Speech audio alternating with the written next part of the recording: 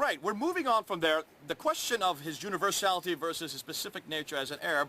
The next question we need to ask is, as a Christian or as a Jew, the Jews have to ask this question as well, is Muhammad a prophet for us?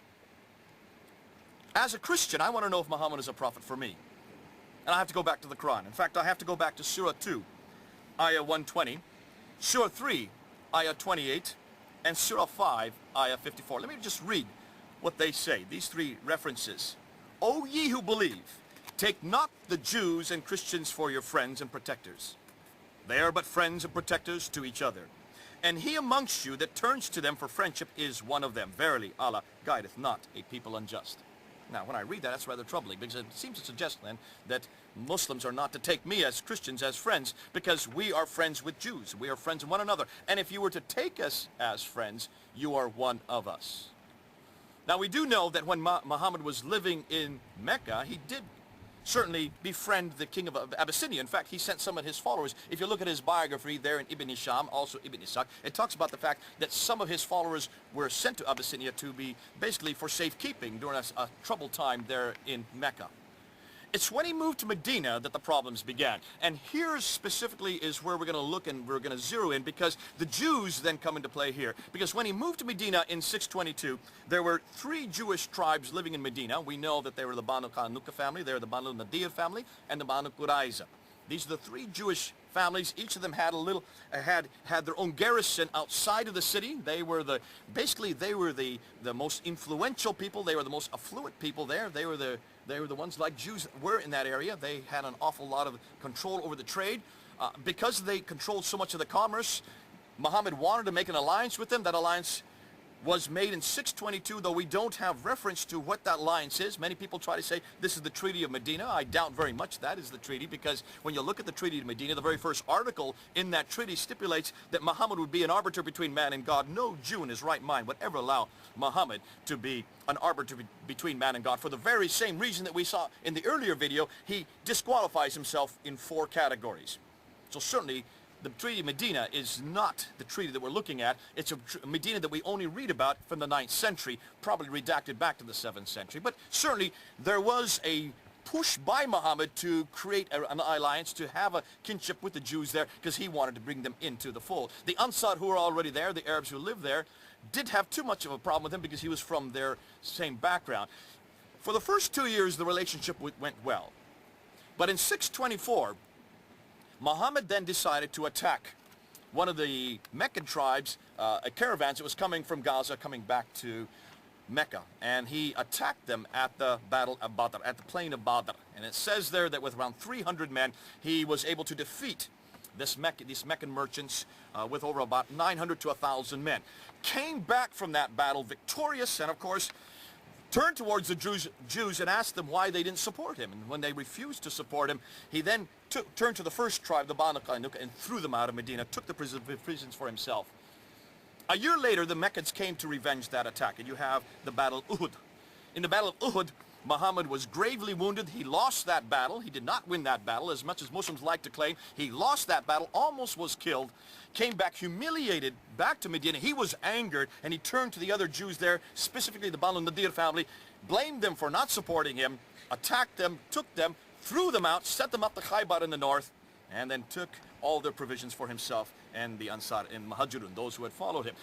2 years later, in 627, the Meccans came a second time up to Medina. This is going to be the last of the 3 major battles, and Muhammad built a trench. He dug a trench to keep the Meccans from crossing. It was a stalemate battle. Neither side won. Muhammad, of course, when he returned from Medina, not as a victor, because there hadn't been no battle, he turned to the last remaining Jewish tribe, the Banu Qurayza family. Now, what I'm going to say next, many Muslims have probably not heard before, and they're not going to like what I'm going to say. But it's not me saying it. Be careful. I have been vilified for saying what I'm going to say next many times at Speaker's Corner. Before you even vilify me, go and read your own traditions. Go back to the Siratul Rasulullah, but written by Ibn Hisham, taken from Ibn Ishaq, and read the story for yourself. Because what we do know is when he came back there to Medina, the last remaining tribe, the Banu Qurayza family, the largest of the Jewish tribes living there in Medina, he then attacked, and for about 20 days he attacked their garrison. They finally gave up. He then went to a friend of the Jews, and the friend of the Jews, he asked them, what should we do with these people? And they said that you must kill them. And so, taking 10 men at a time, in groups of 10, he slit their throats. 800 men, 800 Jews, he killed in one afternoon. Took the women as slaves and concubines for his men, and then took and enslaved the children. Now, stop and think what that means. Within 5 years of Muhammad's movement to Medina, from 622 to 627, within those 5 years, the three largest tribes that were there, the three major Jewish tribes that were there, those three major tribes had been either thrown out, sent up to Khaybar in the north, or they had had their throats slit. 800 in one afternoon, in fact. And of course, they no longer existed as a viable entity. Was Muhammad a friend of the Jews? You need to ask the Jews today, would they consider that to be an alliance? Would they consider that to be a prophet that they would honor? Obviously not. He was not a friend of the Jews. In fact, we have a name for something like that.